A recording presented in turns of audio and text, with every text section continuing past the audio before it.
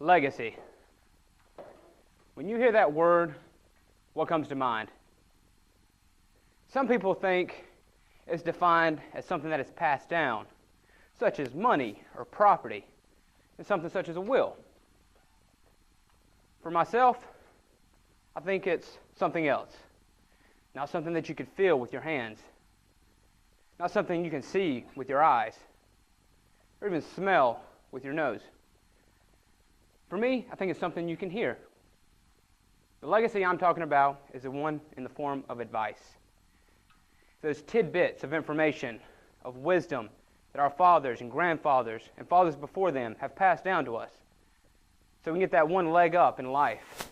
So we can get ahead of the game. So whenever life comes to strike us down, we're that much more prepared for it. So over my life, there's been 3 pieces of advice that I've really taken in, that's really guided me. The first one was given by my father. He told me, never trust somebody that'll lie to you. Because if they'll lie to you, they'll also steal and cheat from you. This piggybacks off the saying, treat somebody the way you want to be treated. Boy, if you lie to somebody, steal and cheat from them, do you think that they're going to, or you're expected to get the same back? Exactly.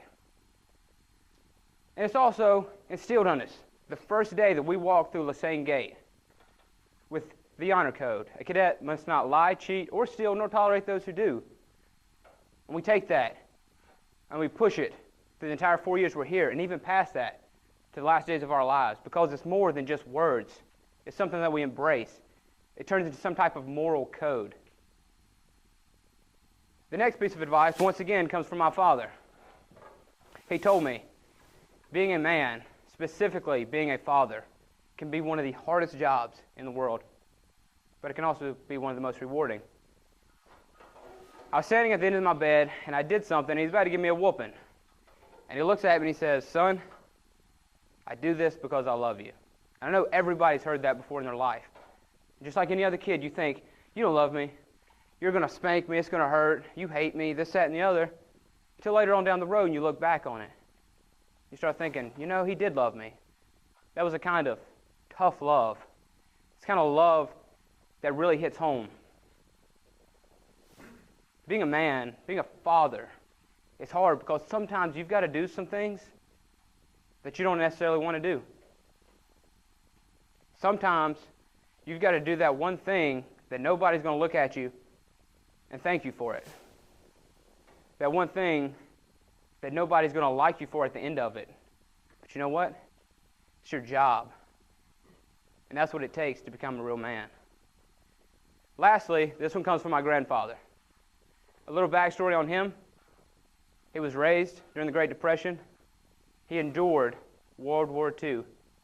And he witnessed the Civil Rights Movement. He grew up working in the fields, tobacco field to be exact. And later on in life, he ended up working in a brickyard. So you can imagine life was pretty hard for him. You can even go as far to say that he was pretty hardened with such a strong and stressful life.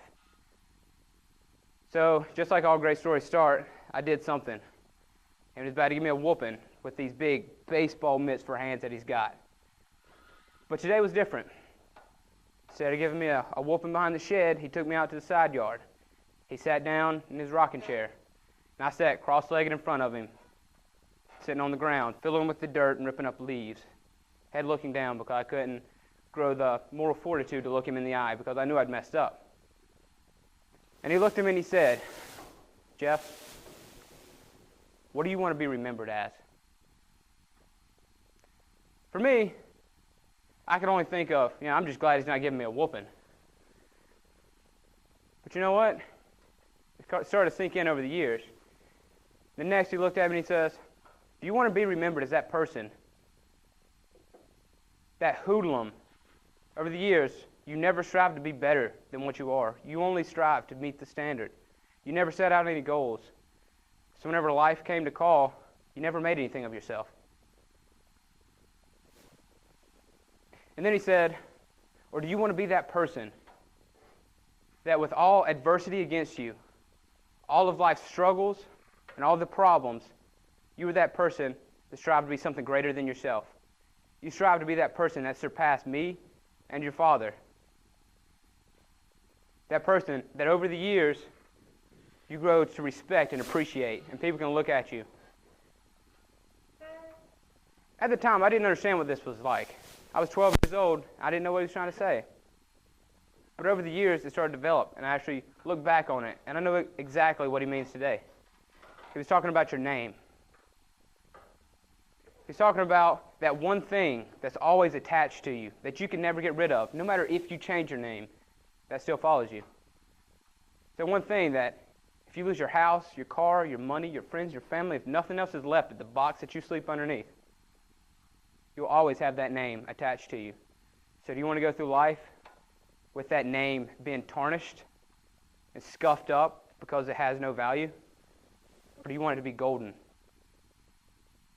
So Toastmasters, I want to challenge you today. Whenever you leave here, I want you to go back to your rooms. Just spend 5 minutes to think about the people that's given you advice over the years. Your friends, your parents, your grandparents, aunts and uncles. Try to figure out what means the most to you. Try to figure out those bits of wisdom that they have given you that's lasted upon the years. And then hopefully one day, whenever you look back on your life, you can think that maybe somebody will want to read your legacy because it's worth reading. Thank you, Toastmasters.